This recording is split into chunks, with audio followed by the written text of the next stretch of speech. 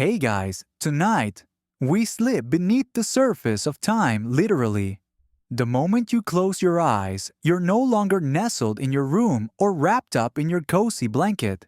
You're ankle deep in a pink-lit tide pool, the air oddly warm and salty, as if the entire earth just exhaled a long, ancient breath. The water glistens like melted rose quartz, rippling softly against your shins. Below you, hundreds, no thousands of trilobite shells crunch gently with every step you take.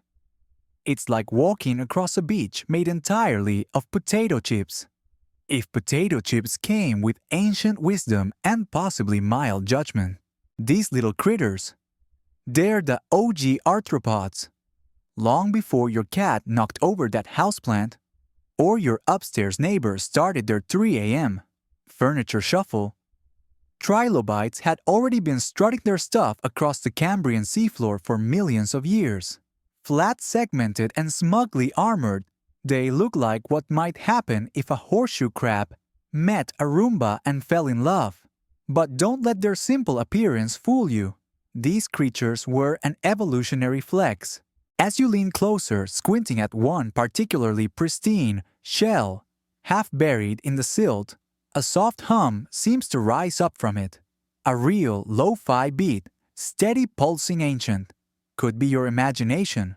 Could also be 520 million years of existential dread encoded in trilobite rhythm. Hard to say. You kneel and press your ear to it. The water quiets. The world stills. In that one moment, it's like the shell is whispering to you something between a sigh and a playlist of oceanic jazz. Not words exactly, but emotion. History. A sleepier version of déjà vu. Behind you a ripple of movement glides across the surface. A flicker. Nothing threatening, probably just a lazy early fish. Trying to invent boredom. Still, your heart skips for half a beat.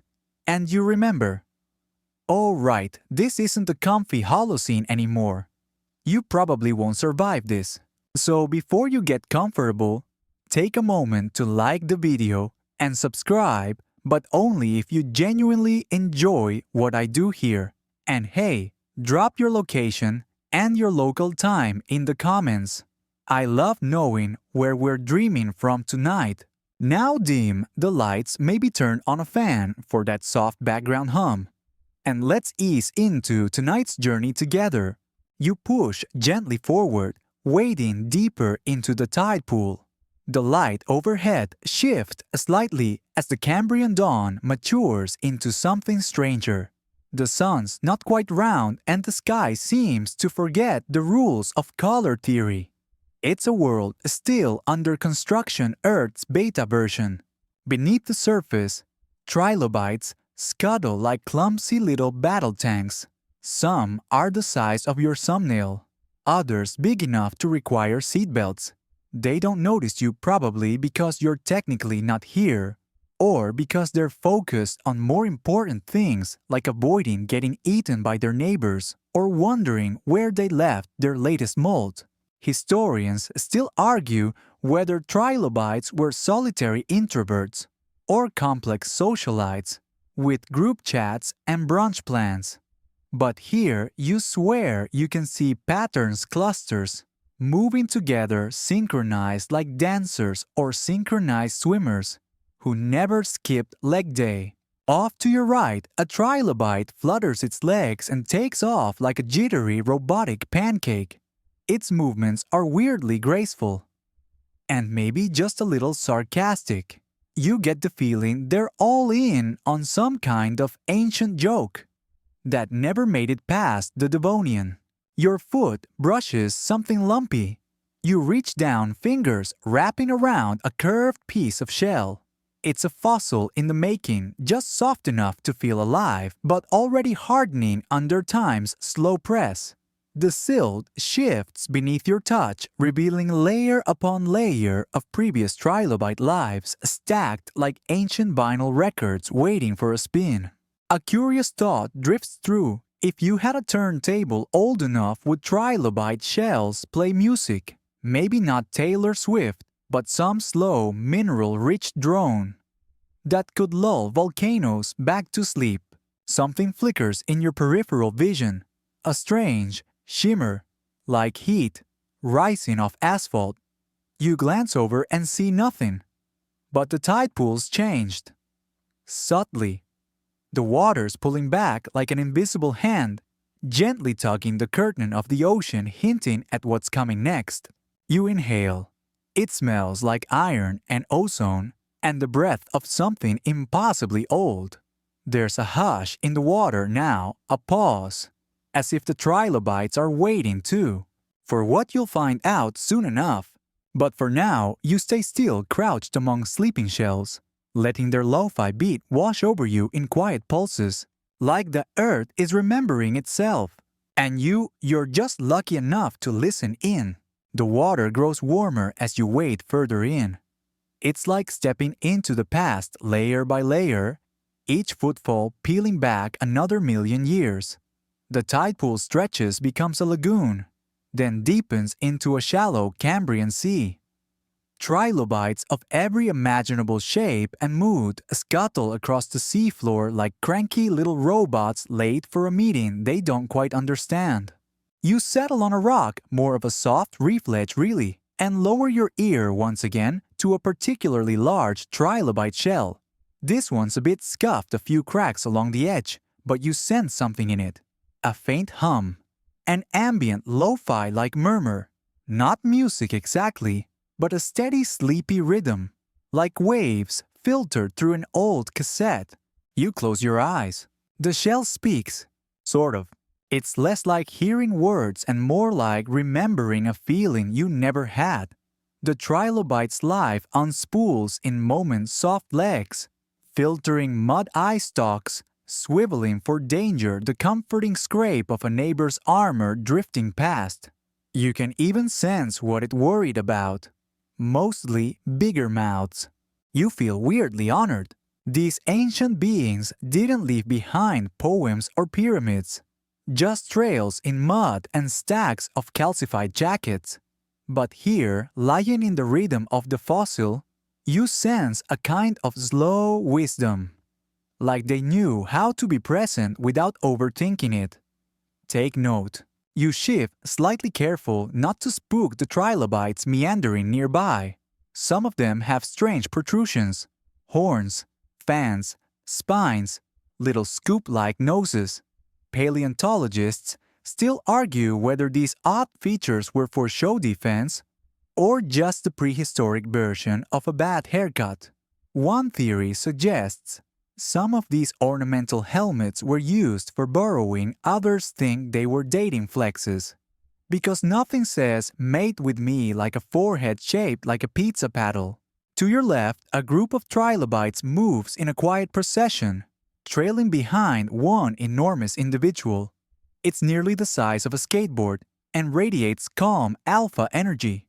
You watch as it pauses, shuffles its legs in the sand, then shifts to another direction entirely without explanation. The others follow, probably without knowing why. Just vibes. Above the surface ripples like silk. Light dances down, refracting through silt and bubble, making the seafloor glimmer as though someone hung Christmas lights in reverse. Every now and then, a larger shape glides by in the distance, shadowy, uninterested. Perhaps early fish. Perhaps something we never even found a name for. A reminder that for all we think we know, Earth has secrets it buried without a shovel. There's a shell nearby shaped like a curly cinnamon roll. It's not a trilobite but a fellow Cambrian roommate. You give it a respectful nod. It doesn't return the gesture. Rude. Then you spot something different. A ridge in the sand. At first, it looks like a shadow, but it moves against the current just barely. Something's under there. You lie flat-cheeked to the cool seabed. Wait, a gentle tremor. And then, poof! A dust cloud erupts, and a sleek trilobite zooms forward like it's late for a trilobite dentist appointment. You flinch, it vanishes. Well, guess you're not the only one who startles easily. You rise slowly, brushing sand from your knees, though technically you don't exist in this timeline, so it's more symbolic than anything. The Trilobites continue their parade, an endless hypnotic scuttling across the floor of Earth's first real ocean. They seem unconcerned about time predators or the unsettling fact that eventually their entire species will be replaced by corporate jellyfish and giggling dolphins. A quieter moment passes. Just breath. Just silence. Just a flickering thought about how everything that's ever lived left behind something, even if it's just a whisper in a shell. Fringe theories mostly ignored, but always interesting claim trilobites could sense magnetic fields, like tiny compasses with bad tempers.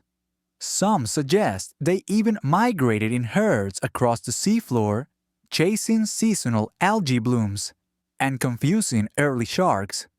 Others believe they barely moved at all, just dug in filtered food and ignored the world like college students during finals. Historians still argue whether trilobites were early architects of seabed cities or just freeloading filter feeders with a taste for spa days in the mud. You watch them glide, roll, nuzzle against barnacle-like growths. There's a rhythm to their world. It's slow, but not lazy, intentional, calming, like background noise that also has opinions. You pick up another shell and press it to your ear again. The pulse is different this time, lower, more resonant, like bass notes echoing through seawater. You almost feel like swaying. Somewhere, a trilobite pauses, raises its rich little head toward you. Just for a second, its compound eyes glint. Then it moves on. It probably didn't see you. Probably. But the beat continues subtle, ancient, low-key, hypnotic. And you're still listening. You drift now, carried effortlessly through the Cambrian Sea, as if the water itself has hands, gently guiding your arms and shoulders forward. The shoreline you once stood on is far behind you, swallowed by time and silt. The trilobites continue below, gliding over reefs, like tireless vacuum cleaners of destiny. And you, just a modern soul on a prehistoric tour bus, made of brine and stardust, float quietly among them. Ahead, the landscape shifts. It's no longer just shallow tidal pools. You're entering what would later be called the Ordovician period. But here and now, it's just the next beat. Warm, nutrient-rich currents swirl with an almost sentient rhythm, pulling you toward towering coral reefs and submarine cliffs dotted with shadowy caves. The whole scene hums like an underwater jazz club, low lights, ambient grooves, and everyone slightly overdressed in chitin and tentacles. Trilobites are everywhere, but they're not alone anymore. This is the golden age of diversification, biological jazz improv at its weirdest. Alongside your old armored friends, you now spot early cephalopods, zipping through the water like nervous blimps. Giant, straight-shelled nautiloids coast past, like bored cruise ships with somewhere much cooler to be. You bank left to avoid one. It doesn't notice you. Or maybe it does, and it's simply unimpressed. Fair.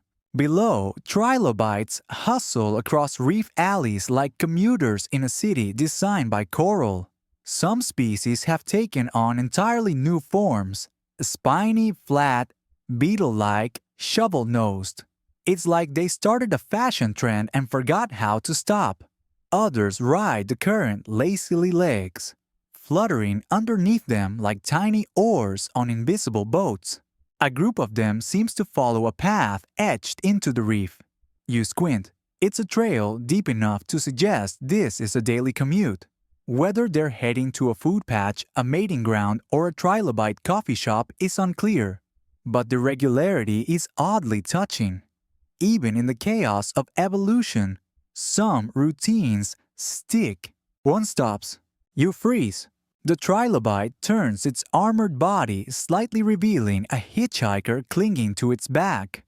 A smaller creature, possibly an early parasite riding shotgun, like it's entitled to the view. You imagine the trilobite sighing in resignation. This whole scene would probably confuse modern marine biologists. And yet, they've tried. Historians still argue whether these trilobite groupings were social behavior's simple coincidence or the early oceanic version of a poorly managed subway system. You hover lower and watch as two trilobites awkwardly bump into each other, pause, and scuttle in opposite directions like teens after an accidental grocery aisle collision. One emits a puff of silt from its rear end. Could be defense, could be rude. Either way, mood. As you observe, another trilobite ambles past with stalked eyes pointed slightly upward as if it's hoping to understand the stars, despite the fact that stars at this point are something only the surface dwellers dream of. You float further into the reef maze. Sounds here change. The ambient shell whispers deepen into something more layered.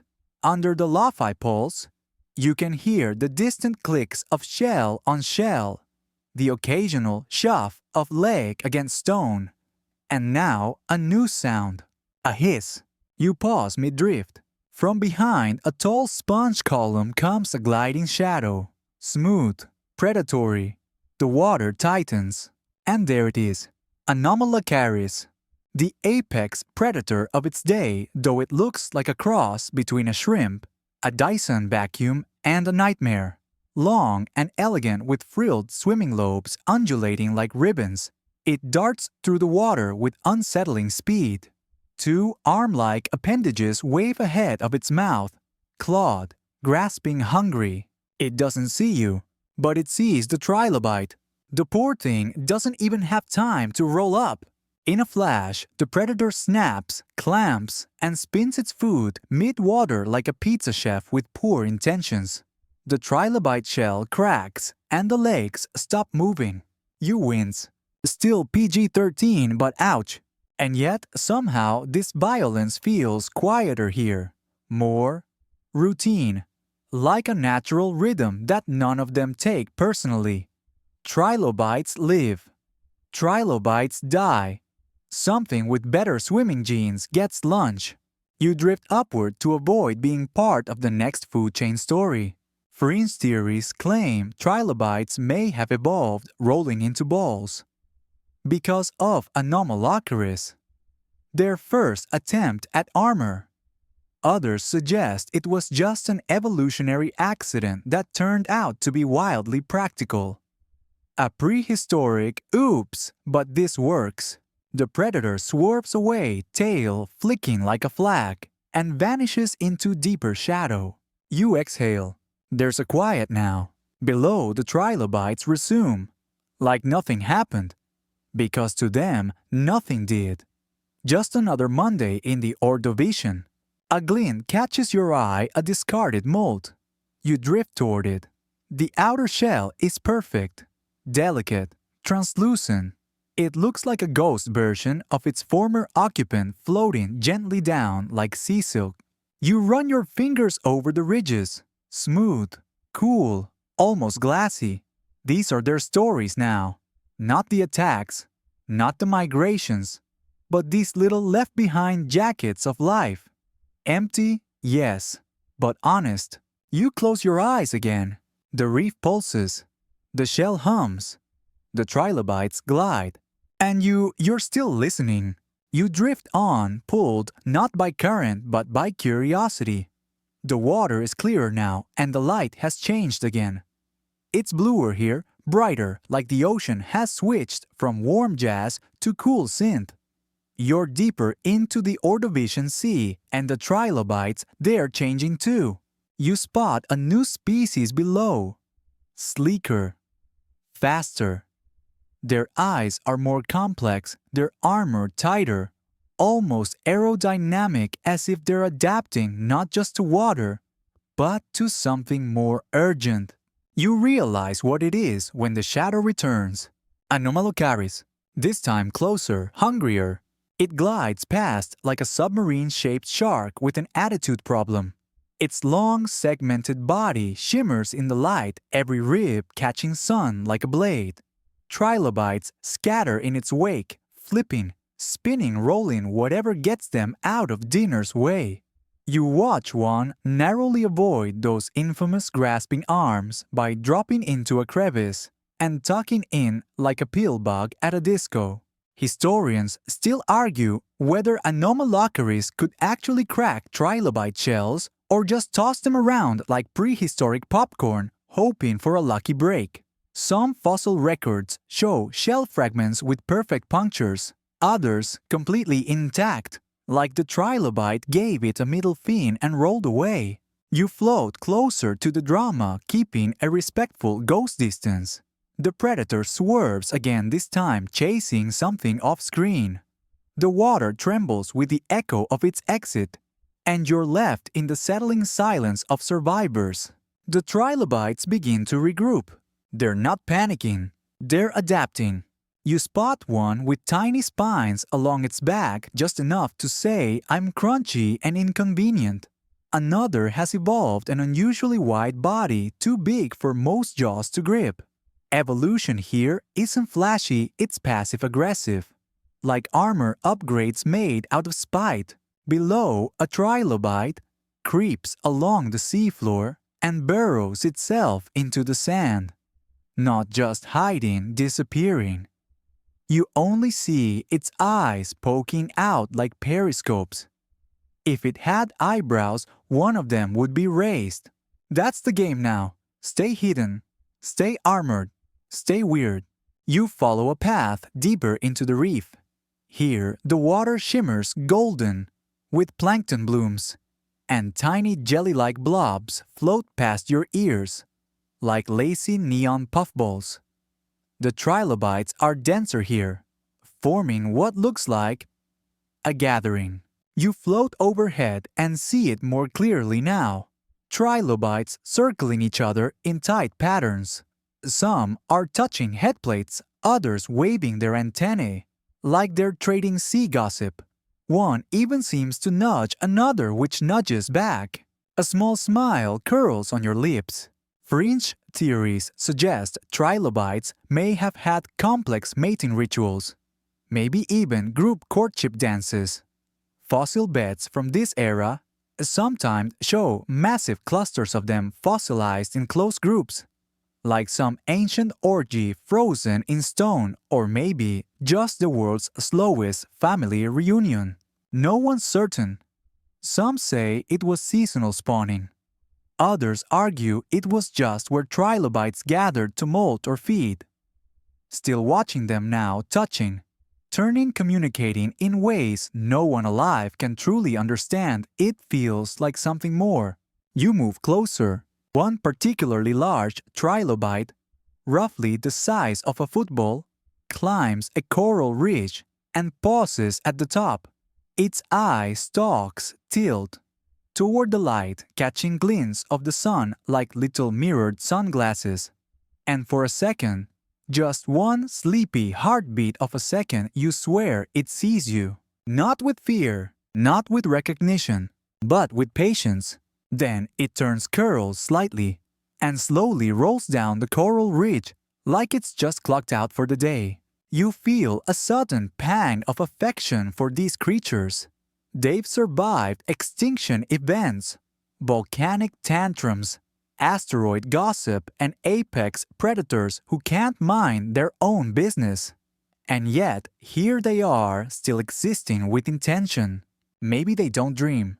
But if they did, their dreams would hum like the shells they leave behind, steady, unhurried, eternal.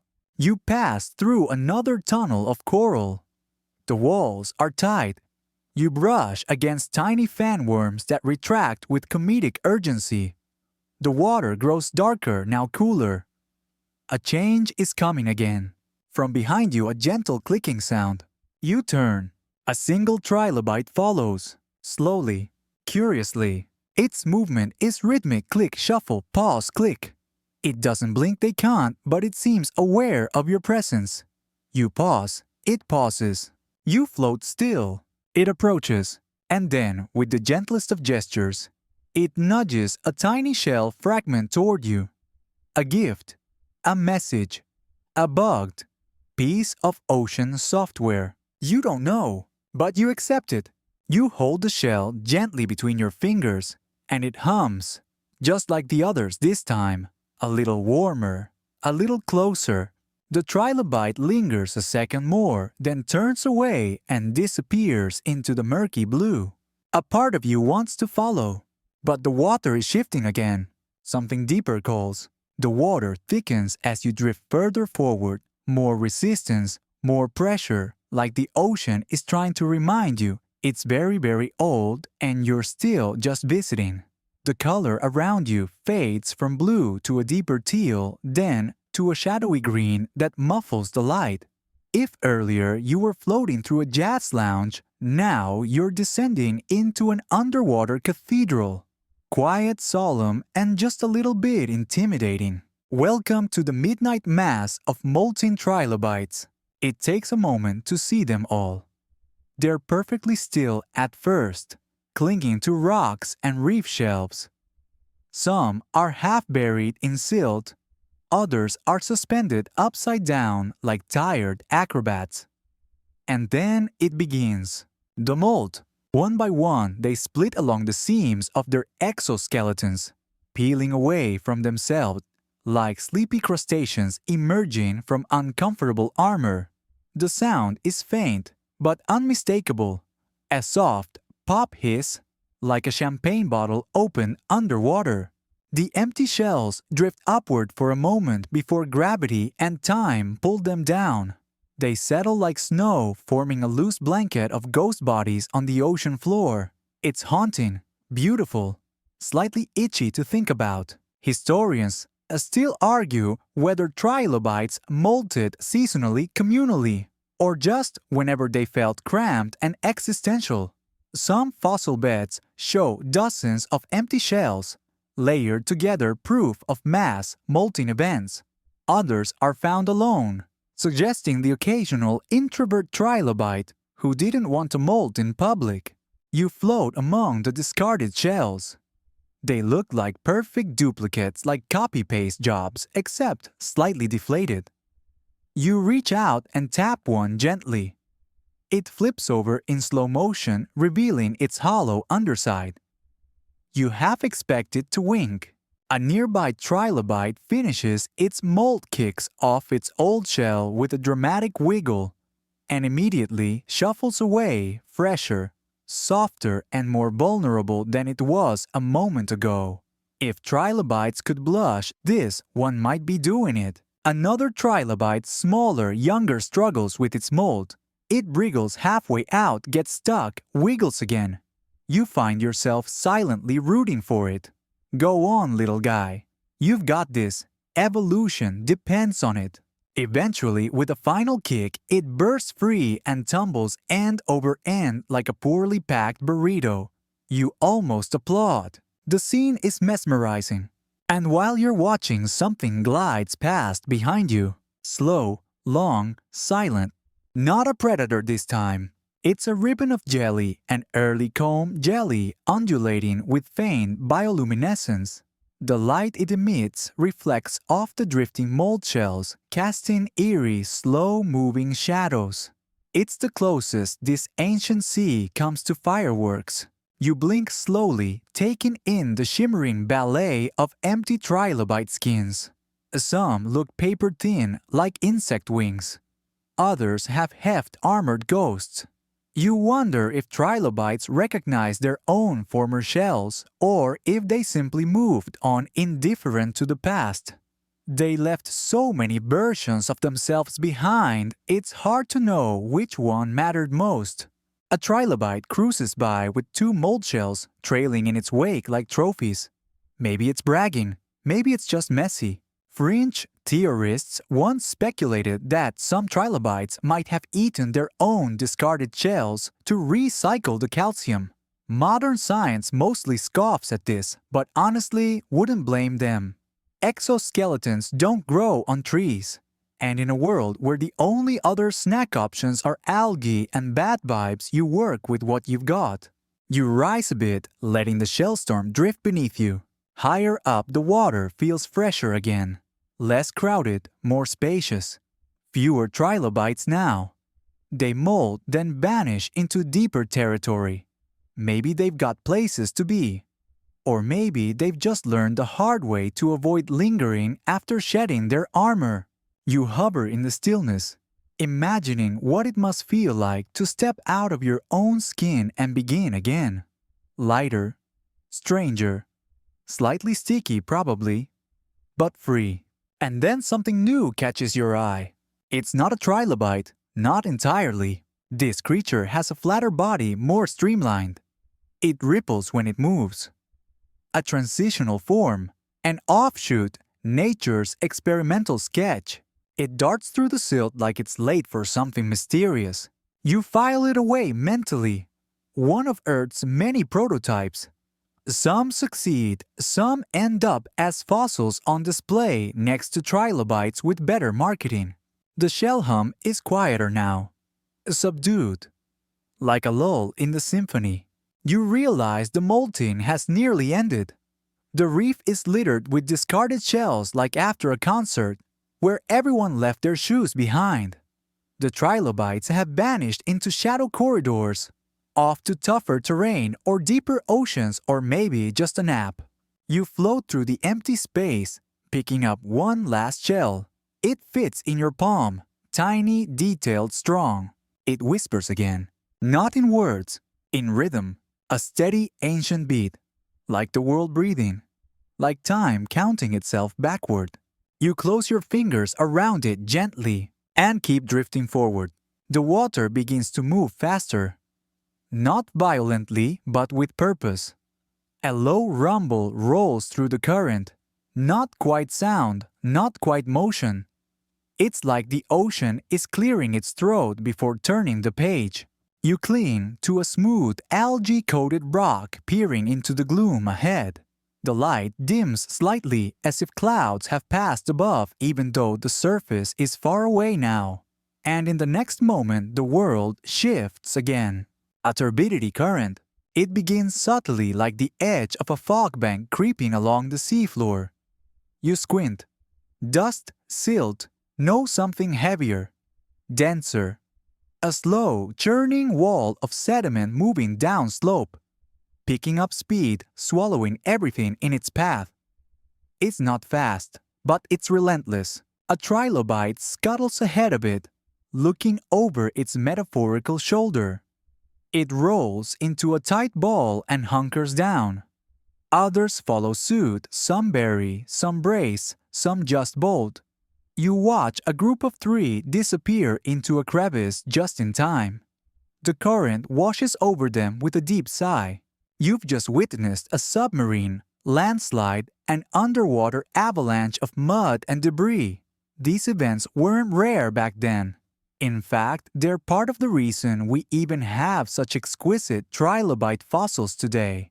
The sudden burial, the oxygen-depleted silt, the lack of decay, it's like nature hit, safe on their last pose. Historians still argue whether these events were always catastrophic or if some trilobites evolved to sense and survive them. Fossil beds suggest both outcomes. Some layers show whole communities wiped out mid-waltz, others show tightly packed groups huddled in trenches safe and snug like they'd done this before. You drift above the now blanketed reef.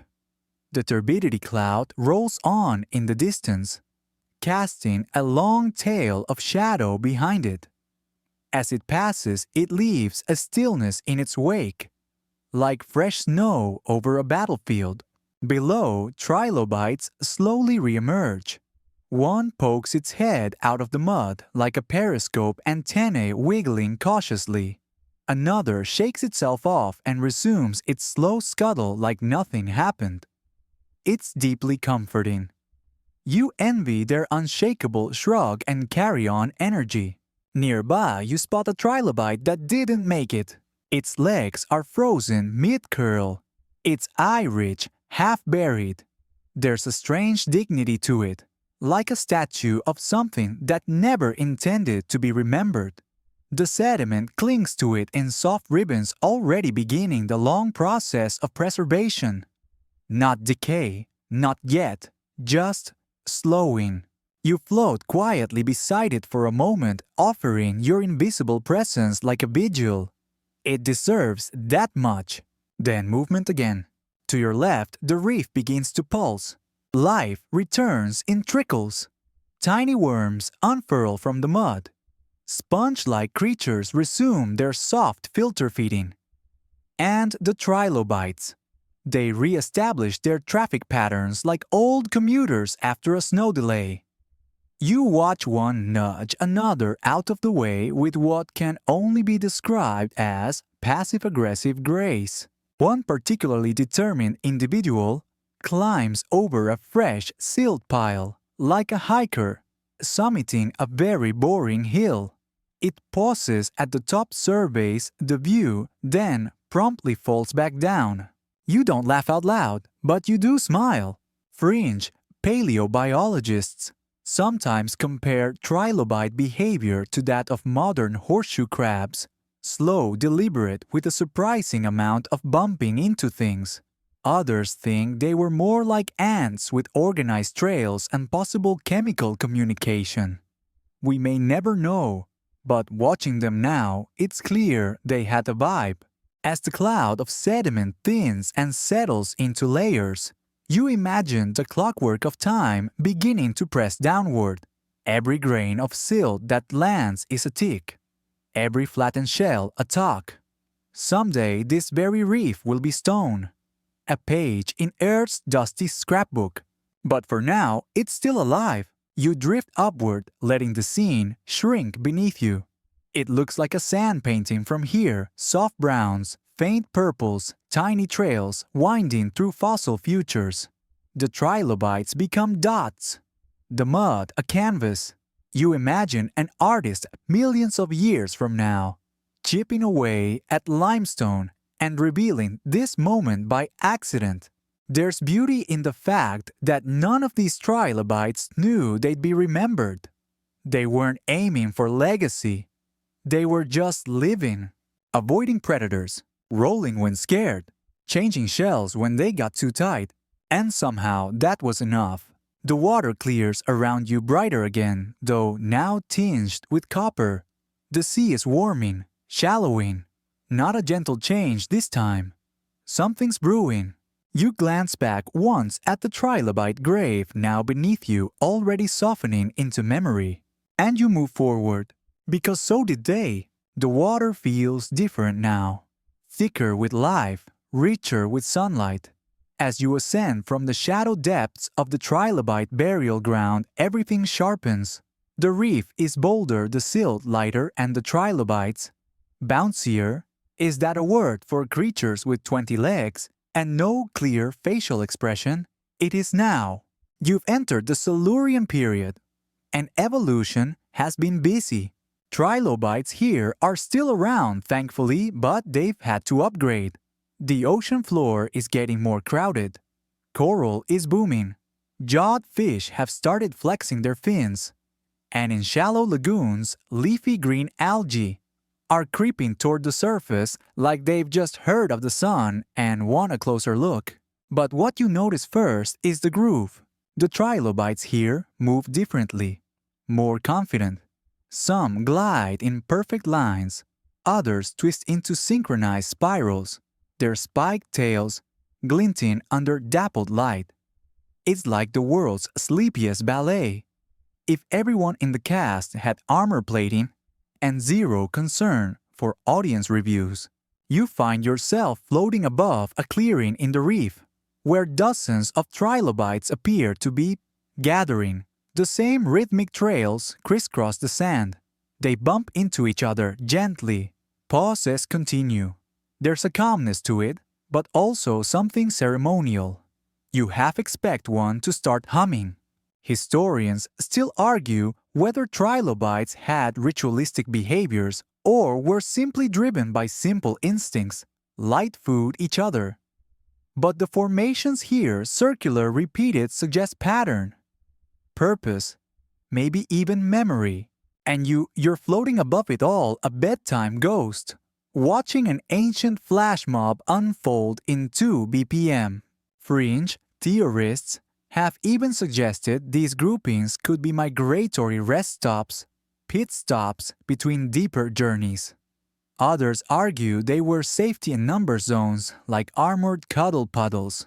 You descend gently into the gathering, careful not to disturb the dusty choreography. A trilobite the size of a shoebox inches toward a cluster of juveniles.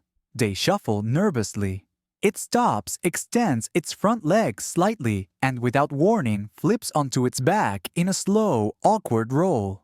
The little ones follow each, doing a sort of bumbling barrel roll before scrambling upright again. Was that a lesson? A warning? A group stretch? Hard to say, but it was adorable. Further along the reef, you find a few loners. Not all trilobites are party crustaceans. One with long trailing spines like seaweed dreadlocks has wedged itself under a rock shelf and appears to be napping.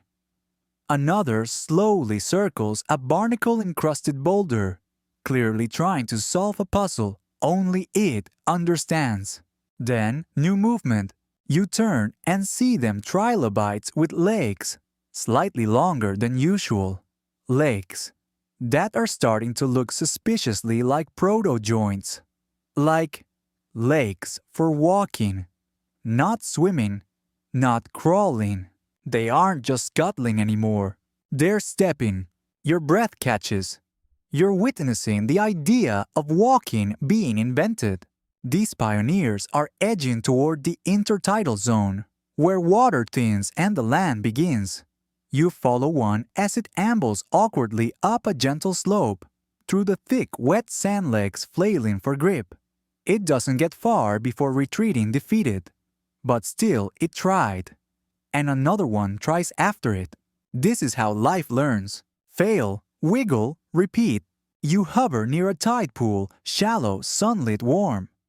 A few particularly brave trilobites lounge inside, like they own it. One rolls lazily in the shallow mud, half exposed to air. You'd swear it's sunbathing. Fringe scholars once joked about trilobites inventing yoga before realizing some fossil impressions showed spine-flexing poses that looked suspiciously like downward dog. You chuckle softly. The idea of prehistoric self-care has its charm. Further out, the green stuff is growing taller. That algae, it's branching, stretching, reaching. Some even pokes above the surface like it's testing the atmosphere for Wi-Fi. The world is on the verge of green. And trilobites, they're adapting again. You spot one with fringe-like extensions that ripple behind it as it moves. Extra sensors. Cooling fins. Style points. Evolution doesn't say. It just shrugs and mutates. One bold individual scrapes at the base of a sponge, trying to dislodge something edible.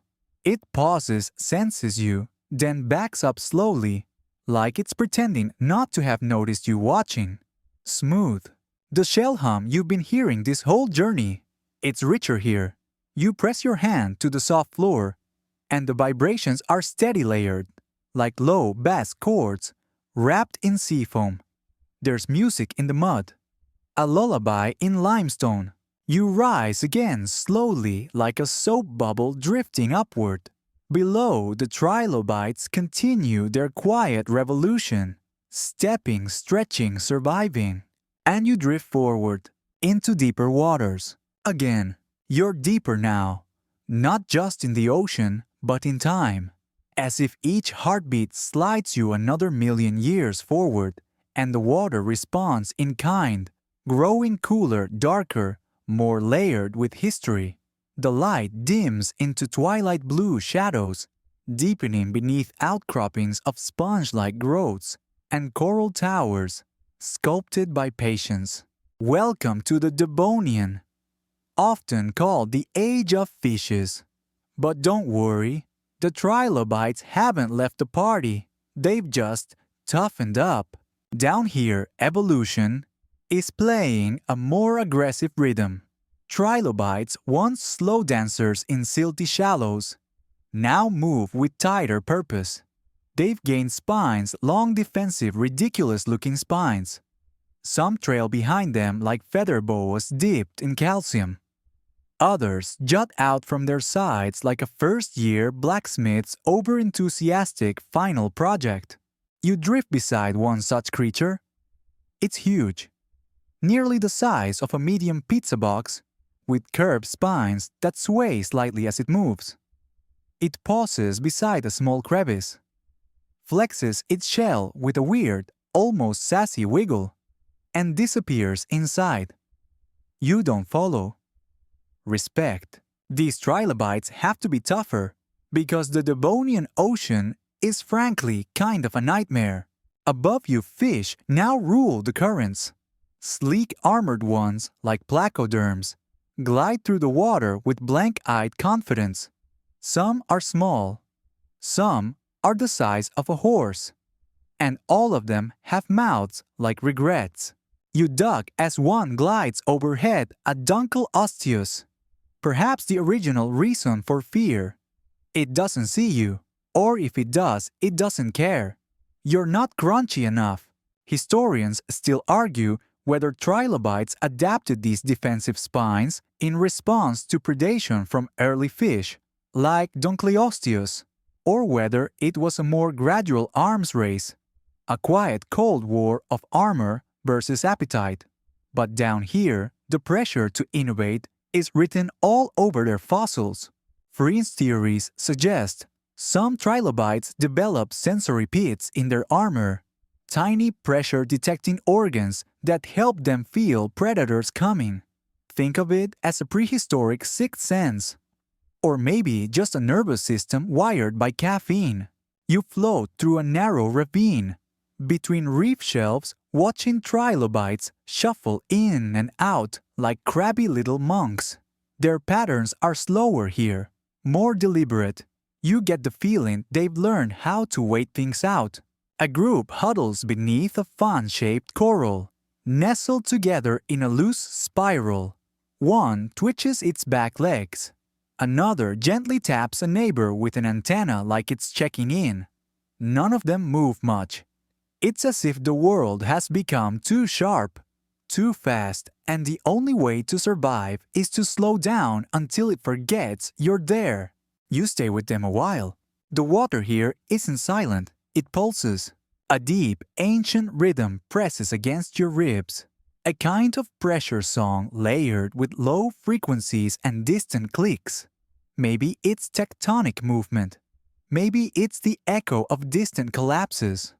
Or maybe it's just time itself humming softly as it folds the ocean into its next chapter. You notice the ground beneath you is softer now, looser silt, dotted with strange shadows. Fossils in progress. Impressions waiting for millions of years to pass, so someone in a dusty lab coat can marvel at their clarity. You reach down, run your hand through the mud. A trilobite trail snakes through it, clear meandering like cursive handwriting, from an author with no need for words. The line curves, doubles back, loops again. It's not just movement, it's memory. And then something odd. You find a trilobite shell, but it's twisted. Not damaged, just curled in an unnatural spiral, like it decided to try being a cinnamon roll for a while. This isn't common. Historians still argue whether these odd morphologies were genetic flukes, environmental stress responses, or ancient shell diseases. But you hold it carefully anyway. It's beautiful in its wrongness. A reminder that nature doesn't delete its drafts, it fossilizes them. You place it back gently and rise again. The trilobites continue, some in clusters, some alone. One crawls past with a hitch in its stride, dragging a damaged leg behind it. It doesn't slow down. You spot a juvenile trilobite awkwardly trying to mimic the spiny swagger of its elders. It keeps poking itself. Adorable. And then something entirely new. A trilobite with translucent edges, barely visible. It glows faintly, almost like bioluminescence. Fringe researchers have long debated the idea whether trilobites could glow in the dark. Some say yes, others scoff. But seeing it here, pulsing softly in the gloom like a sleepy firefly submarine, you want to believe. You reach out. It flickers and is gone. Just a memory now. You continue your drift deeper into the Devonian hush, watching trilobites press on through an increasingly fish-dominated world. They don't fight the change. They just survive it, quietly, elegantly, endearingly, and with spines sharp enough to poke a megalodon in the eye should the need arise. You continue your gentle glide through the Devonian dusk, the water growing hazier, now soft with suspended silt, and tiny creatures too small to see, except in how they change the light. Shadows lengthen. Everything here feels older, slower, more deliberate, like the ocean is pausing to reflect. Then you see it a shimmer in the dark. Not movement, vision. A trilobite crawls into view, and for a moment, you're not watching its shell or its legs. You're caught hypnotized by its eyes. Two raised ridges, each dotted with tiny lenses arranged in perfect precision. Compound eyes. Like 100 tiny window panes looking outward, each reflecting a different sliver of the world. It blinks well, it doesn't, because trilobites don't blink. But it shifts slightly, and the light fractures across its facets like a disco ball from the underworld. You drift closer. This is no ordinary feature. This is a milestone in evolution, a visual superpower. Millions of years before the first camera ever clicked. Historians still argue whether trilobite eyes were the first true image-forming eyes on Earth. What we know, many had compound lenses made of calcite, yes, rock, literal crystal vision. The same stuff in limestone cliffs and seashells. Imagine seeing the world through natural goggles carved out of stone. Fringe theorists once even joked that trilobites had prehistoric VR headsets. Not entirely wrong. Some could see 360 degrees. Some could spot predators from multiple directions at once. Some may have seen in wavelengths we can't even comprehend. You reach toward the eye ridge of the trilobite ahead. It pauses, antennae rising. Its entire body shifts slightly, not in fear, but in awareness. For a brief moment, you both hover, staring through the liquid silence. What did it see? Did it register your presence as shadow, as shimmer, as ghost? And more importantly, did it care? It crawls on. You find yourself smiling again. The diversity of trilobite eyes is legendary. Some had tall, turret-like eyes like periscopes. Others had compound eyes, spread flat across their bodies. A few deep-sea varieties had no eyes at all, just pits or nothing. Who needs vision when you're too cool to evolve light sensitivity? You drift sideways now into a rocky corridor dotted with fossil-rich slabs. Each one is etched with eye impressions, some tiny like pinheads, others wide and proud. You imagine each pair once scanning the Devonian seas for predators' mates, or an existential excuse to molt again. Below, you spot a fossil in the making, a trilobite, freshly buried in silt, its eye ridges still raised, its final moments frozen, its gaze eternal. You wonder if it saw the wave coming, if it flinched, if it simply kept moving. You glide on, letting the water draw you into another current. The trilobites here are different again.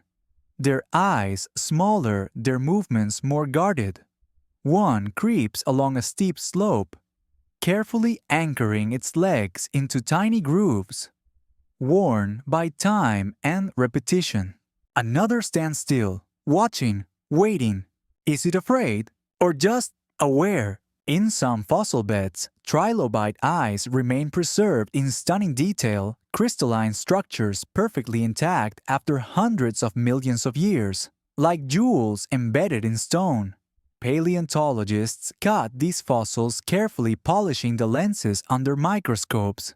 What they find are layers within layers, optics nature figured out before any human ever said refraction. And still some mystery remains. Historians still argue whether trilobites could actually see in the way we understand. Could they detect motion, contrast, color? Did they recognize one another's gaze? Or were their eyes more like motion sensors, triggering instinct, not image? Whatever the truth, there's no denying they saw something. And maybe that's enough. You pause above a large trilobite slowly crawling across a reef edge.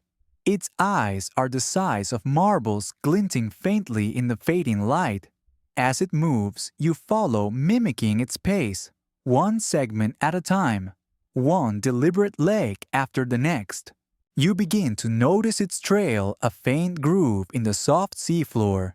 It curves slightly left, then right, then straight.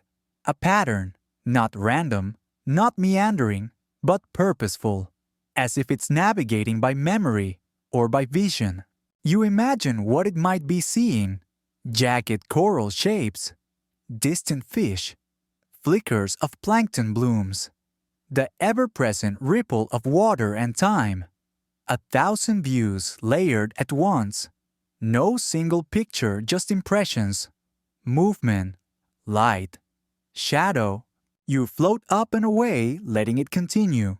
As you rise, you look down at the others moving along their separate paths, never bumping, always scanning. Little armored visionaries, each living their version of clarity. You close your eyes, and for a moment, just before the next current catches you, you feel it too. That ancient gaze. Not yours but theirs. Still watching. Still blinking in a world with no eyelids. Still seeing. And still moving forward. The water thickens once again. Not with silt, but with heat. You feel it before you see it. A slow, creeping warmth that wraps around your limbs like a heavy blanket. It seeps into the reef, into the crevices, into the trilobites themselves. You're entering the Carboniferous period, and everything smells like a swamp that forgot to shower. Above you, colossal ferns stretch toward the sky like overambitious broccoli. Their shadows reach far into the shallows, creating soft green twilight beneath the surface. This is no longer just an ocean. It's a planetary steam room. And the trilobites, they're clinging on, barely. Down in the muddy tideways and murky shallows they move slower now. Fewer species, fewer shapes, but still there, still trying. You spot one the size of a matchbox wading through a soup of algae pollen and floating plant debris. It looks tired, like it's late for an evolutionary appointment and just stopped caring. The reef here has changed. Gone are the bright corals of the Devonian. In their place, sprawling mats of slimy growth and weird, lumpy sponges. Life is more experimental now, wilder. Giant insects buzz above the surface and underwater. Early amphibians poke their noses down from muddy banks like nosy neighbors. Historians still argue whether trilobites were pushed out by competition or just outlived their ecological welcome. What's clear is that something shifted. Their decline wasn't dramatic. It was slow, like a song fading out instead of ending. Still, the ones that remain have style. You watch as one trilobite with stubby paddle-like legs scoots across a submerged route. Another with wide flat plates flips itself halfway into the mud. wiggling like it's pretending to be a leaf. Spoiler, it's not fooling anyone. Fringe theories once suggested trilobites might have developed limited air tolerance in these shallow waters, clinging to wet leaves or breathing through moisture-rich sediment. Probably nonsense. But as you watch one squirm through a puddle so shallow it ripples with wind, maybe not entirely nonsense. You drift through a flooded forest floor, roots, submerged decay swirling in warm eddies. A trio of trilobites moves together in a triangle antenna touching briefly as they pass. Is it communication? Chance a sleepy group hug. You feel the temperature spike again. A shift in the current. And then it happens. A crackling hiss distant deep. You brace. Above the sky goes darker. A rumble rolls through the water like thunder underwater. A storm. Carboniferous storms were no joke. This isn't just a sprinkle. This is an atmosphere having a tantrum. Raindrops the size of small fists pound the surface. Lightning lances through the canopy illuminating ferns, and fungus in flickering snapshot. The trilobites react, but not with panic, just withdrawal. They scurry under rocks, wedge themselves between roots, dig shallow burrows in the mud. You join them settling behind a log slick with prehistoric moss. The water buzzes with static like someone's trying to tune in a radio station powered by ozone. You look out and watch the storm from below. The surface fracture shatters reforms. Ripples cascade like shattered glass, reforming in reverse. It's terrifying, and beautiful, and temporary. When the storm finally passes, the silence is profound. Debris floats past. Broken leaves. Dead insects. Bubbles. A single trilobite peeks out from the mud. Pauses. Crawls forward. It survived. Of course it did. That's been their whole thing since day one. You rise from your shelter following the little survivor through the flooded roots. The swamp begins to glow again. Muted green-gold light filtering down through thick water. You trail your fingers along the base of a fern trunk. Slimy. Ancient. Familiar. The trilobite reaches a pool's edge and stops. It braces its antennae. Feels the warmth. Feels the silence. You sit beside it, both of you quiet. In this strange, breath-heavy stillness, you feel the passage of time again. Not as moments, but as layers. Each one pressing down, soft and slow. The world's weight isn't in speed, but in memory. Compressed, preserved. You reach into the mud and lift a flat trilobite shell. Not fresh, not fossilized, just abandoned. Its ridges are smooth with algae. Something scuttles inside. You place it gently back. Let the next generation borrow it.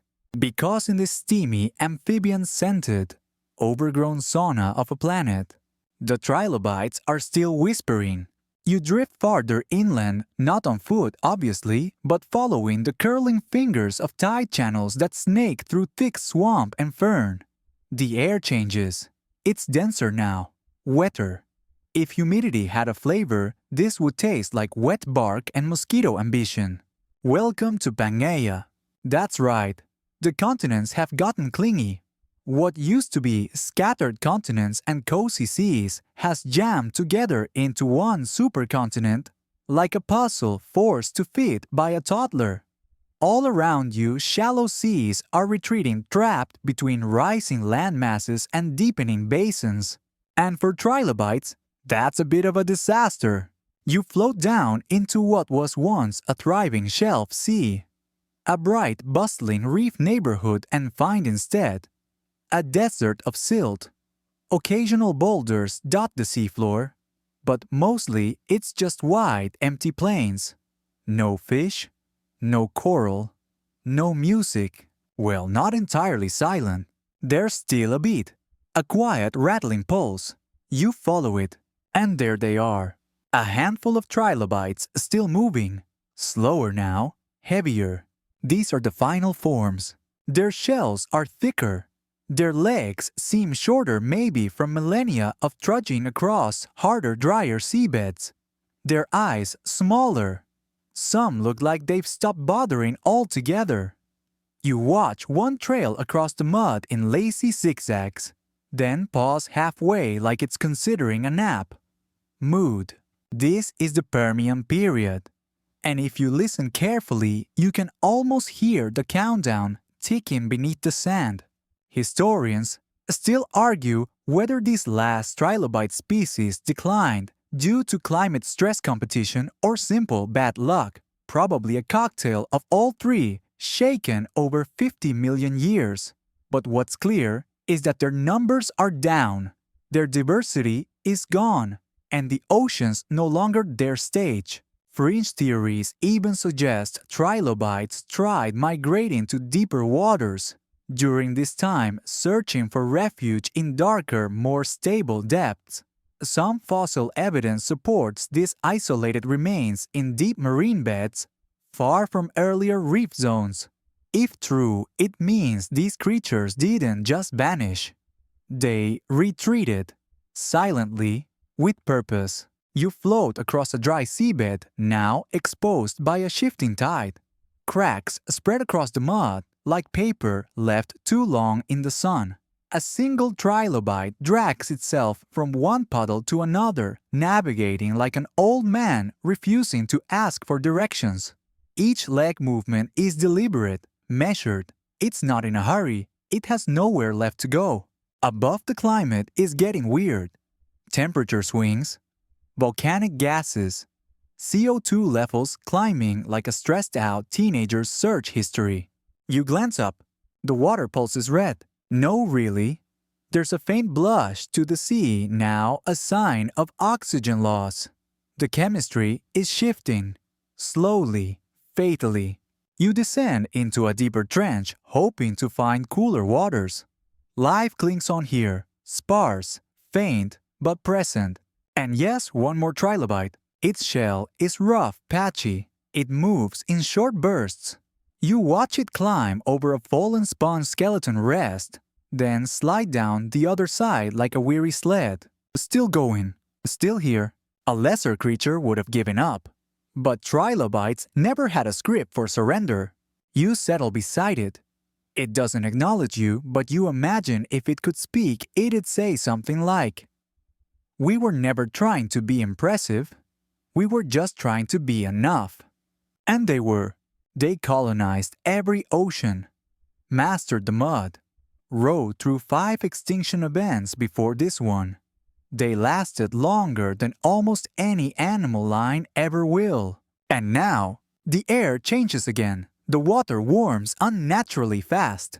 You felt this rhythm before, but this time, it's not a turbidity current. It's the end, the great dying, a mass extinction so vast that it wipes out 90% of all marine species. Even trilobites. No, especially trilobites. They don't explode. They don't go out in a blaze of glory. There's no meteor or villain. They just stop showing up. You rise above the trench slowly, gently, like leaving the bedside of someone who's finally fallen asleep. No trilobites above, no movement, just ripples, empty shells, and silence. And yet, not sadness. The ocean doesn't mourn. It remembers, and it layers that memory in stone. You press your hand into the mud and feel the shell beat echo one last time. Faint, distant, but still there. Silence. That's the first thing you notice now. A new kind of silence. Not peaceful, not Lofi, just absence. The trilobites are gone. You float through still water, your presence, lighter now, like the ocean doesn't quite know what to do with you. It's the early Triassic. And the extinction has already rolled through silent, slow, and thorough. What's left behind is something in between, not death but aftershock. You drift past a shelf once teeming with life. Now it's barren. No coral, no reef fish, no click of trilobite feet scuttling over stone. Just dust and shadow and the soft hiss of tectonic unrest.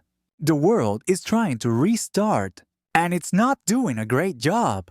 Down below, you spot early survivors, odd creatures that don't seem entirely confident in their own existence. There's a weird eel thing wriggling through an algae mat, like it just woke up from a bad evolutionary dream. A cluster of bivalves stirs half-heartedly. One spits mood. But the Trilobites, you check every shadow, every trench, every hollow in the seabed. Nothing.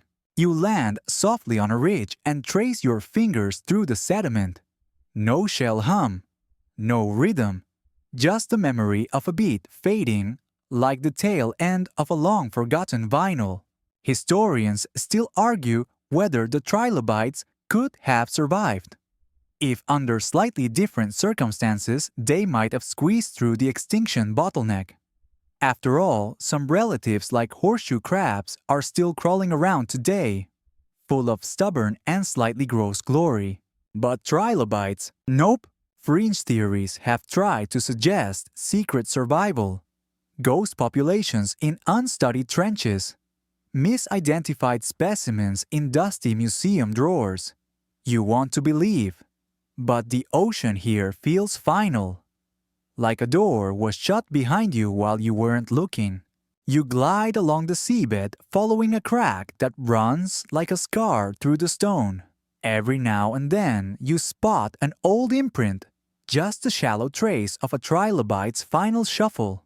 It hasn't fossilized yet, just a soft indentation. You hover above it and imagine the moment before it vanished. It didn't know.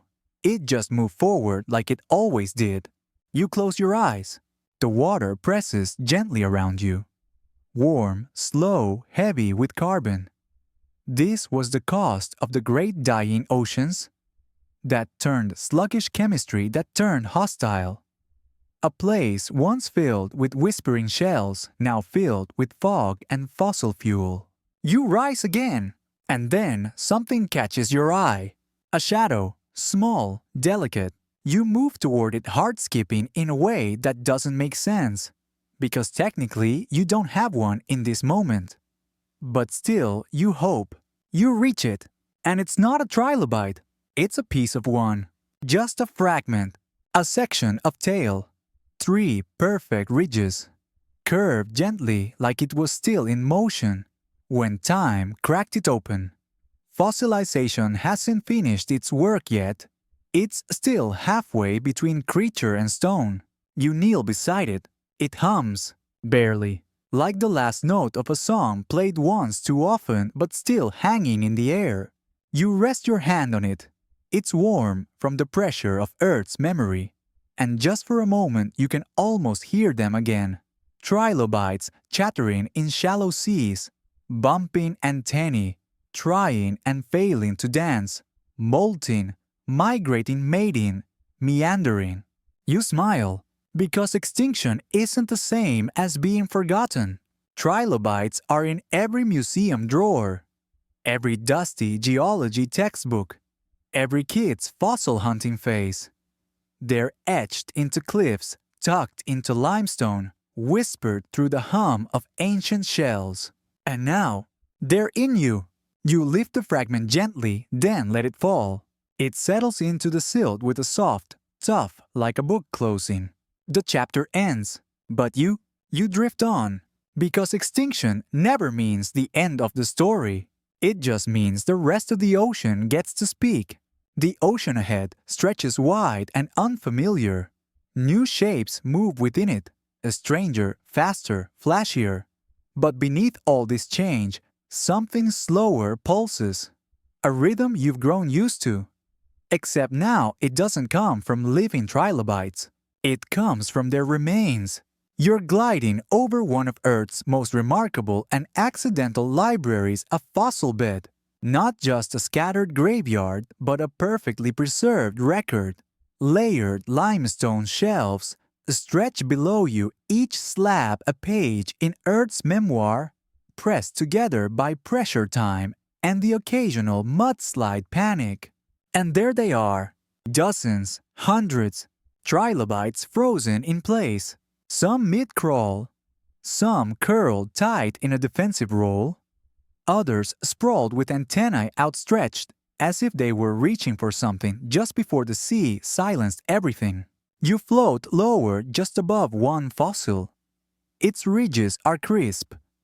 Its eye ridges still arched as if it's watching you from across time. The stone hums faintly, and this time it's not a heartbeat. It's a remix. This is the fossilization slow jam. A steady layered process that spans eons, building from soft mud to hard rock, from biology to geology. Historians don't argue much here. We know the conditions: rapid burial, low oxygen, mineral-rich sediment.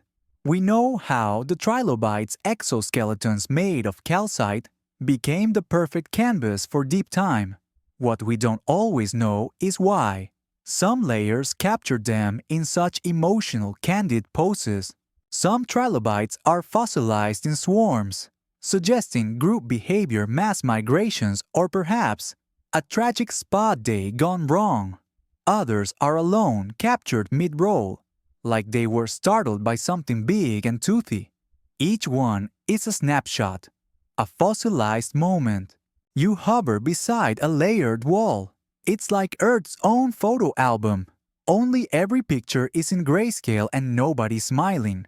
Still, there's a beauty in it. Rows of trilobites, some pressed tail to tail like dominoes. Others spaced with eerie precision as if they fell in rhythm. You pass a slab where one trilobite left behind not just its body but its trackway. A wavy line of tiny leg impressions etched into the seafloor. It winds in a tight curve, then stops abruptly where the fossil ends. You follow the track back with your eyes. It's oddly intimate, like reading someone's journal and finding the last page torn out. Fringe fossil hunters sometimes wax poetic about this, how trilobite tracks are more personal than the bodies themselves. They show movement, decision. That one moment, that one trail was the only thing keeping the trilobite connected to time. You press your palm against the slab. The stone is smooth, but under your fingers, you imagine you feel it, those faint leg grooves, like an old vinyl record waiting to be played again. A soft current brushes past. You turn to find a broken shell drifting slowly through the water. It's not from this layer. It's from above. From another time, another burial. A piece that didn't stay put. You catch it. It fits in your hand like it was made to. Another trilobite fragment, more worn than the others, less precise. Its edges are rounded, smoothed by the slow rub of time and tide. You hold it against the fossil bed, and for a second it aligns perfectly with a missing section, like two halves of a story briefly reunited. Then you let it fall. It clinks softly against the stone, not a sound of loss, a sound of punctuation. You drift upward now, higher along the wall of layered time. The deeper you go, the simpler the fossils. Higher up, they grow more ornate, more armored, more defiant. You pass a fossil with exaggerated spines like a crown, another with eyes the size of marbles. Show-offs even in death. But they're all still, every one of them. The music here is soft, subterranean, like ambient noise from a basement memory. The Lofi whispers in these shells don't come from movement anymore. They come from echo. You realize this section of the journey isn't about watching trilobites live. It's about watching the world remember them. And maybe, just maybe, it's about letting yourself remember too. That survival isn't always about staying alive. Sometimes it's about leaving something worth finding. You drift forward, letting the fossil bed recede behind you like a memory you're not quite ready to let go of. But time has other plans, And now it pulls you forward fast and slow all at once, toward something unexpected, a sound. But not the soft hum of shells or the Lofi rhythm of Trilobite steps. No, this is sharper, metallic, rhythmic in a completely different way. Clink, scrape, chisel, pause. You float into a world of wool coats, top hats, and enthusiasm so intense it borders on madness. Welcome to the Victorian quarry beats. The 1800s fossil rush, where Earth's secrets were finally being exhumed by human hands, wielding rock hammers and too much tea. Below you, a man in a dusty waistcoat kneels beside a slab of gray stone, his mustache twitching in concentration. He raises a hammer, taps gently. Tink, tink, tink. Then slides a chisel into the crack and splits the rock with a practiced flick of the wrist. Inside, perfectly preserved, is a trilobite. His face lights up. You hover over his shoulder, invisible, ghostly, just part of the sediment now. The fossil hunter gently lifts the slab, brushing away loose grit. He turns to a colleague, another gentleman in equally impractical footwear, and exclaims something you can't hear. But his posture says everything. Joy, wonder, triumph. Historians still argue whether the 19th century fossil boom was driven by pure scientific curiosity or Victorian one-upmanship. Probably both, but trilobites, they were prized. Each one was a puzzle piece, a message in a bottle from Earth's deep past. And the Victorians, armed with magnifying lenses and unearned confidence, believed they were finally decoding it. You drift between camps. In one quarry, a woman named Mary is quietly out collecting every man in boots. She examines each stone with the care of someone who understands that these aren't just curiosities, they're time capsules. You watch her find a particularly beautiful asaphus, wide-reached, elegant, and wrap it in cloth as tenderly as if it were a newborn. Elsewhere, fossil hunters argue about classification. Is it calamine or phacops? Is that a molten impression or two trilobites stacked like geological pancakes? Fringe thinkers even float the idea briefly beautifully that trilobites were divine test fossils, placed by a creator to challenge Darwin. That didn't age well. But the drama iconic. You pass a parlor in London. Trilobites displayed under dome glass, arranged like trophies. A gentleman gestures proudly to one and says it's from the Lower Silurian, although he's definitely bluffing. A lady nods impressed, sipping tea, utterly unaware that her corset is worth 3 trilobite expeditions. You chuckle, then pause, because across the room is something surprising. A child, bent over a small tray of pebbles and shell fragments, tongue slightly out, eyes squinting in concentration. She holds a tiny trilobite fossil between her thumb and forefinger, like it might whisper a secret if she waits long enough. And maybe it does. The Lofi rhythm returns just for a beat, a soft hum felt not heard. Because even here, surrounded by soot and science and societal squabbles, the trilobites are still talking, still whispering through their shells. You drift down to the fossil in her hand. It's small, no bigger than a pinky nail, but perfectly preserved ridges, intact eyes, visible even the spiny tail tips unbroken. You've seen thousands like it, but in her hand it looks new. She holds it to her ear, listens, smiles.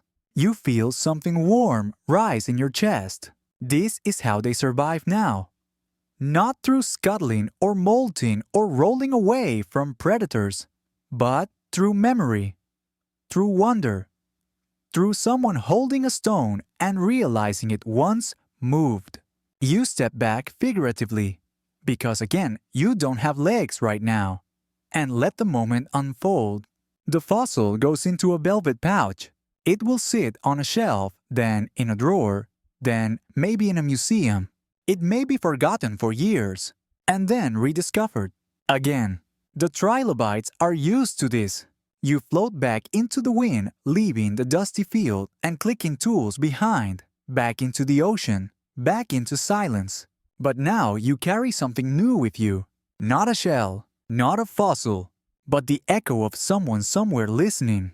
Back in the present ocean, if this is the present, you feel the water shift again, not with current, with curiosity. You're in a laboratory now, not a cold, sterile one. This one hums softly. Warm light pulls over polished steel. A quiet whir of machines joins the rhythm of your breath, or what would be your breath if this version of you even needed one. You're here to witness something extraordinary. Resurrection. Well, sort of. In front of you, under a clear dome, rests a fragment. You recognize it instantly.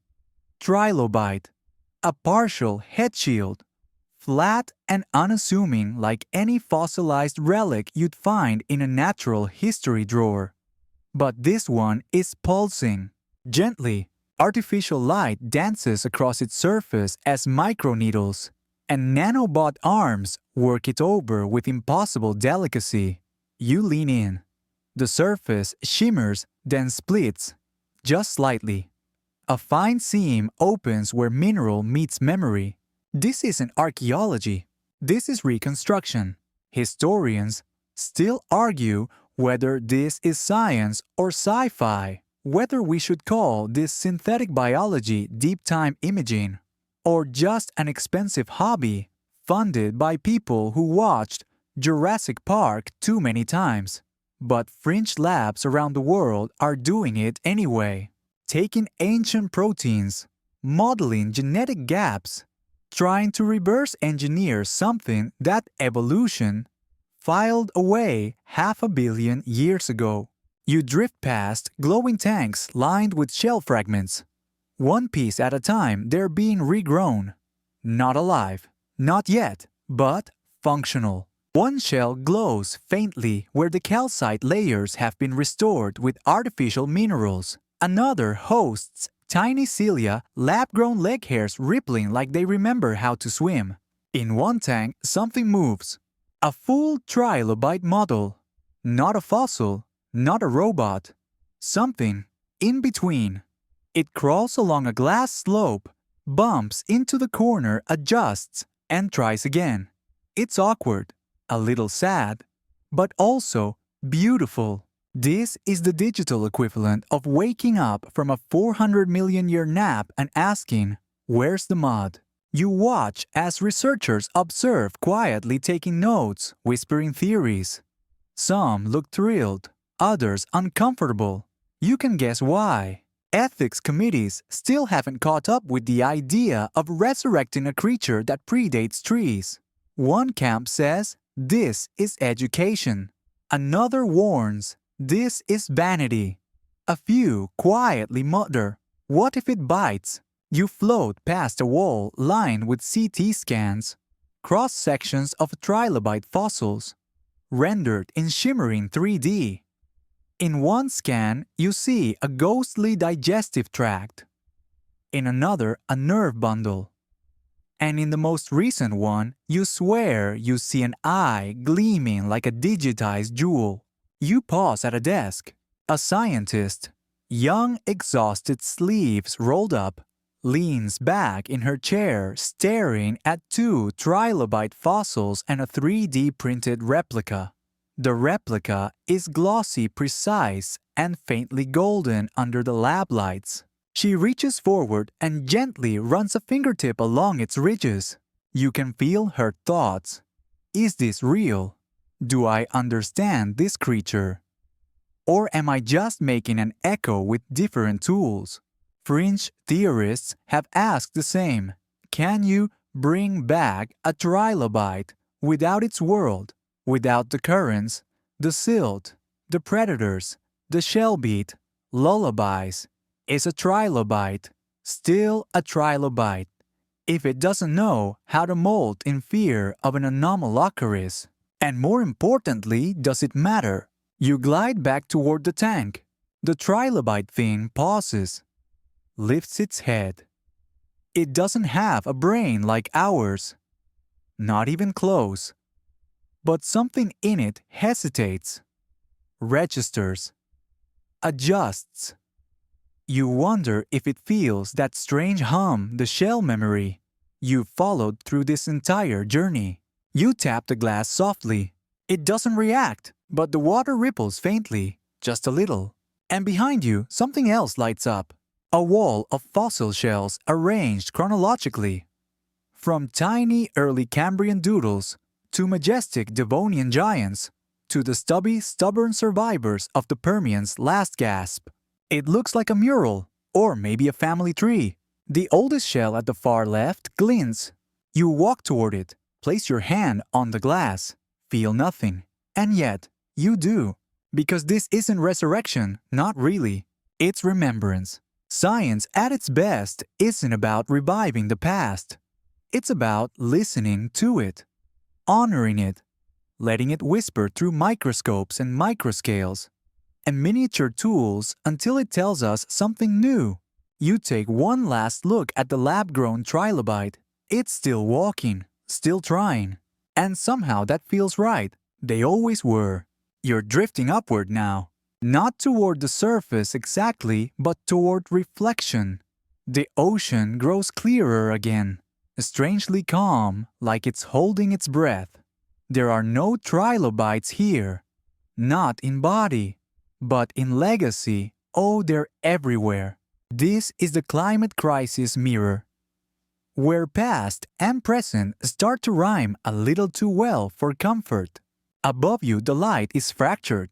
Below, sediment pulses in slow spirals, disturbed not by tectonics or predators, but by pipelines, anchors, and warming currents.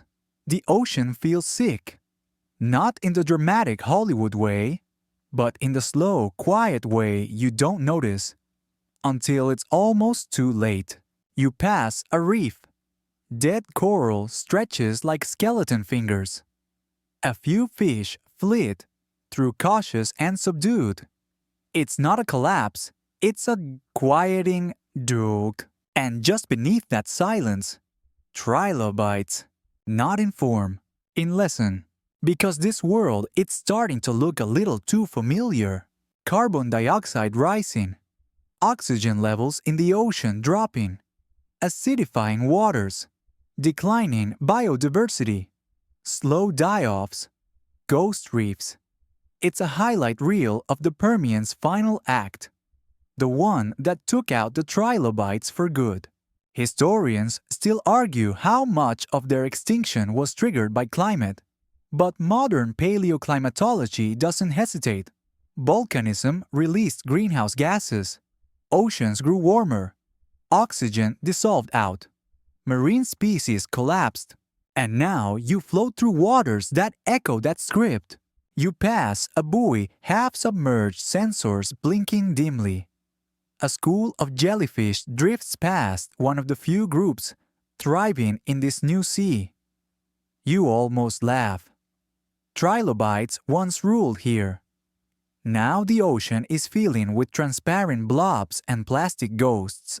Further below, deep-sea mining drones blink and crawl, stirring up sediment in clouds that settle like regret. You drift down alongside one. Its claws twitch, its sensors whirl, its programming hums in perfect obliviousness. You tap it gently.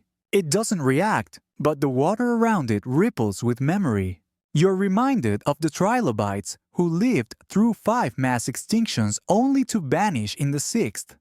Not because they were weak, but because the pace of change outstripped their rhythm. One day, the shell couldn't mold fast enough. One day, the mud turned toxic. One day, the music stopped. Fringe thinkers and not-so-fringe climate scientists now ask aloud what we used to whisper. Are we the new trilobites? Proud, clever, comfortable, busy building smarter shells, faster legs, better lenses, but still riding a current we can't control. You float past a discarded fishing net. It waves gently caught on a reef stub. Tangled in its frayed threads is something small, hard, and ridged. You swim closer. It's not a trilobite, it's a crab shell. But for a second in the hazy light, the illusion is perfect, and then it isn't. The net slips, releases its burden, and the shell sinks slowly downward. Another small echo. You follow, down into the quiet again, into the parts of the ocean still untouched, bare stretches of seafloor so remote. Even time forgets them. And here, in the dim glow of hydrothermal plumes and pressurized silence, you feel something new. A pulse. Not biological, not fossilized, but emotional. You rest on the seafloor, reach out, place a hand, figuratively of course, on the mud. It's warm. The same warmth that pressed trilobites into stone. The same warmth that now rises again. A warning maybe, or a memory. You close your eyes. The trilobites didn't fail. They persisted for 270 million years. That's longer than trees. Longer than mammals. Longer than hope some days. But they couldn't adapt to everything. You open your eyes again and begin to rise slowly through warming water, through drifting microplastics and ghost jellyfish and fluorescent sensors that measure but never understand. You rise not with fear, but with awareness. Because maybe remembering them isn't just about wonder. Maybe it's about listening, so we don't hum ourselves into stone. You rise gently now, not with urgency, but with the measured pace of someone sifting through a drawer of old memories. Everything feels lighter. The pressure lessens. Your surroundings sharpen not from clarity, but from meaning. You find yourself in a room, not underwater, not ancient. A bedroom, yours maybe, or someone's like you. Warm lamplight. Shelves lined with fossil fragments. Science books, and one corner dedicated entirely to childhood curiosities. Polished stones, geodes, an old microscope, and there nestled among them a single unmistakable trilobite fossil. It's small, just a thumb-sized impression. Nothing special by museum standards. But you know this one. You've held it, turned it over in your palm. Let your thumb trace the ridges 1,000 times. Tonight, it's sitting on the windowsill catching the silver-blue glow of the stars outside. You move closer. Outside the window, it's quiet. Moonlight spills over rooftops. A few lights twinkle in distant windows. The world is resting. But here in this stillness, you hear it again. That hum. Faint, steady, familiar. It's coming from the fossil. You reach out and touch it just with your fingertips. No magic, no surge of power. Just texture, just memory. Just time pressed into a pattern. And suddenly, you're not in the room anymore. You're inside the memory. Welcome to the personal pocket fossil. The one you've kept in your drawer. Your coat pocket, your mind. The one you show to friends who don't quite get it. The one you keep meaning to research properly but never do because somehow not knowing keeps it magical. In this space, the trilobite hum is at its clearest. It isn't music, not exactly, but it has rhythm. A kind of click-whir pulse you feel in your spine more than your ears. Historians still argue about the first time humans found trilobites. Was it Neolithic cave dwellers picking them up because they looked like beetles from the gods? Was it ancient Egyptian builders discovering them tucked in limestone blocks? We don't know. What we do know is that we kept them. From amulets in Bronze Age, graves to carved copies in Roman markets, to Victorian cabinets of curiosities, humans have been collecting trilobites for thousands of years. Fringe archaeologists even claim some early human cultures believed trilobites could help navigate the dream realm, that their spiral eyes could guide the soul through underwater labyrinths. That part's probably nonsense, but tonight You kinda believe it. You open your hand and the fossil sits in your palm like it belongs there. Not as a treasure, as a companion. Because that's what it's become. Not just a relic, but a quiet reminder that life has been here for so long, that it's okay to slow down, to molt, to rest, to move forward when the current allows. You step back and look around the room again. The fan hums softly in the corner, its rhythm a familiar echo of that ancient shell beat. Outside, a car passes distant and forgettable. The world moves on, but the trilobite stays, not as a fossil, as a friend. You lift it to your ear again.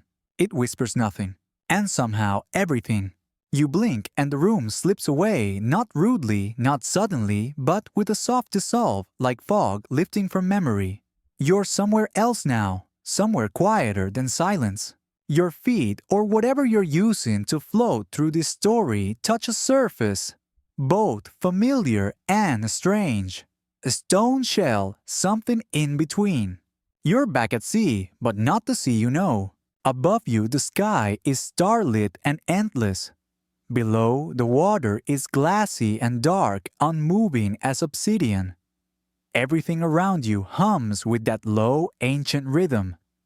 It's not loud anymore. It doesn't need to be. This is the starlit paleoloft, the final resting place of trilobite dreams. You're not here to witness extinction. That's already past. You're not here to resurrect anything. That was someone else's job. You're here simply to be. You move to a long, low ridge, near the edge of what might have once been an ancient reef.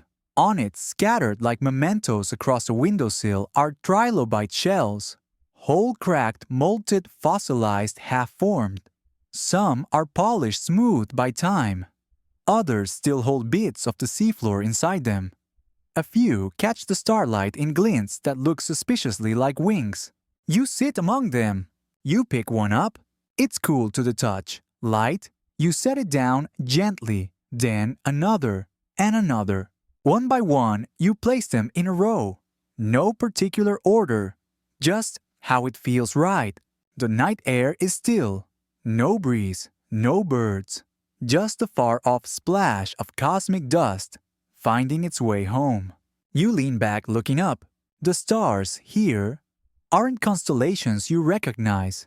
They belong to an Earth that rotated differently, breathed differently, dreamed differently. But they twinkle just the same.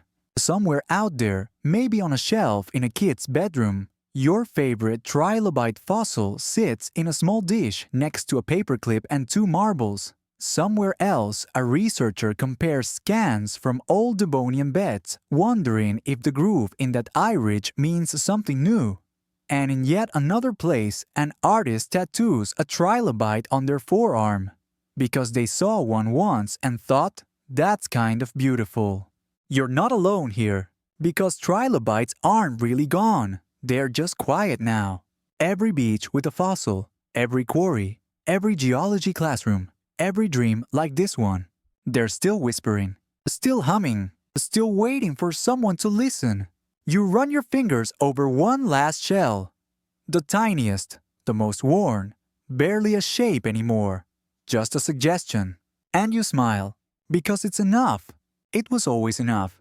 And now, as the wind picks up softly, not a warning but a lullaby, you settle down, curling near the shells like an old friend who never needed words. Let the stars watch.